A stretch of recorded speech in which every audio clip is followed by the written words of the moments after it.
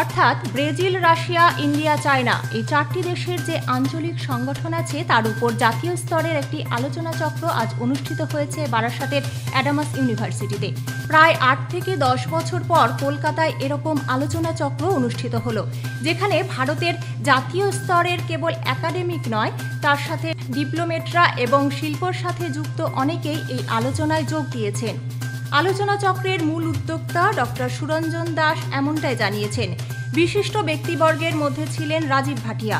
তিনি দীর্ঘদিন ধরে ভারতের বিদেশ নীতির উপর কাজ করেছেন। এছাড়াও ভারতের বিভিন্ন নীতি নির্ধারণ কমিটিতে ছিলেন তিনি।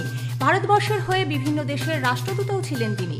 এছাড়াও দুদিনের এই আলোচনা সভায় উপস্থিত থাকবেন শ্রীনিবাসন সহ দেশের বিভিন্ন বিশ্ববিদ্যালয়ের ব্যক্তিবর্গ সহ বিভিন্ন শিল্প সংগঠনের বিশিষ্ট ব্যক্তিবর্গ এবং বিভিন্ন বিশ্ববিদ্যালয়ের ছাত্রছাত্রীরা। অ্যাডামাস ইউনিভার্সিটির আচার্য প্রফেসর ডক্টর সমিত রায় জানান, মূলত এই আলোচনা চক্রে ভারতকে আমরা যে বিশ্বের তৃতীয় শক্তি হিসেবে ভাবছি তারই একটা রূপরেখা নিয়ে আলোচনা হবে।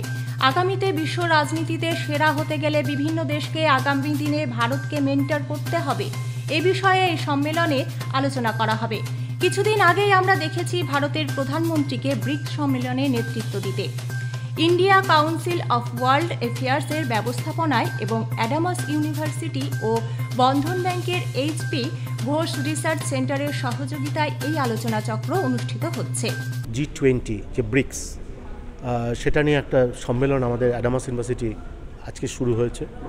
ওখানে অ্যাম্বাসেডর মিস্টার ভাটিয়া এসছেন, যিনি দীর্ঘদিন ভারতবর্ষের বিভিন্ন ফরেন পলিসি এবং বিভিন্ন রকমের নীতি নির্ধারকের কাজ করেছেন আর কি।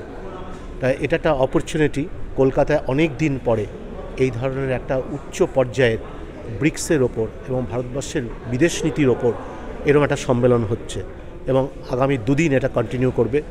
এবং বিভিন্ন ইউনিভার্সিটি থেকে, জেএনইউ থেকে এবং অন্যান্য ইউনিভার্সিটি থেকে প্রভিসিরা এসছেন এবং বিভিন্ন ইউনিভার্সিটির বিভিন্ন যারা ইন্টারন্যাশনাল রিলেশনের উপর কাজ করে থাকেন তারাও আজকে এসছেন। এবং আমাদের প্রচুর ছেলেমেয়ে যারা কলকাতায় বিভিন্ন ইউনিভার্সিটিতে পড়াশোনা করেন বা আমাদের ইউনিভার্সিটি পড়াশোনা করেন, ইন্টারন্যাশনাল রিলেশনের ক্ষেত্রে ভারতবর্ষ যে তৃতীয় শক্তিধর রাষ্ট্র হিসাবে আমরা আগামী দিনে এগোবো, তার পলিসি কী হওয়া দরকার, কীভাবে আমরা অন্য দেশকে নাশ্চার করব এবং কীভাবে তাদেরকে মেন্টার করব। কারণ আমরা জানতাম যে সারা ভারতবর্ষ পৃথিবীতে সাধারণত দুটো পাওয়ার রয়েছে। এতদিন আমি জেনে এসেছি যে রাশিয়া বা মস্কো এবং আমেরিকা। পরবর্তীকালে চায়নাও একটি শক্তিশালী রাষ্ট্র হিসাবে নিজেদেরকে এগিয়ে দিয়েছেন। তাই ভারতবর্ষ যদি বিশ্ব রাজনীতিতে যে বিশ্ব গুরু হবার ভাবনা আমরা ভাবছি, তাহলে কিন্তু অনেক দেশকে আমাদের মেন্টার করতে হবে এবং অনেক দেশকে স্ট্রেংথেন করতে হবে। বিশ্ববিদ্যালয়ে আমরা BRICS, Brazil, Russia, India, China যে আঞ্চলিক যে সংগঠন আছে এই চারটে দেশের, তার উপরে একটা জাতীয় স্তরের একটা আলোচনা আমরা আয়োজন করেছি এবং এই আলোচনা স্পন্সরশিপ আমরা পেয়েছি ভারত সরকারেরই ইন্ডিয়ান কাউন্সিল অফ ওয়ার্ল্ড অ্যাফেয়ার্সের। এছাড়া ইন্ডিয়ান কাউন্সিল অফ ওয়ার্ল্ড অ্যাফেয়ার্সের সমর্থন ছাড়া আমরা যে আরেকটা সংস্থা থেকে আমরা সাহায্য পেয়েছি সেটা হচ্ছে এইচপি ঘোষ রিসার্চ সেন্টার।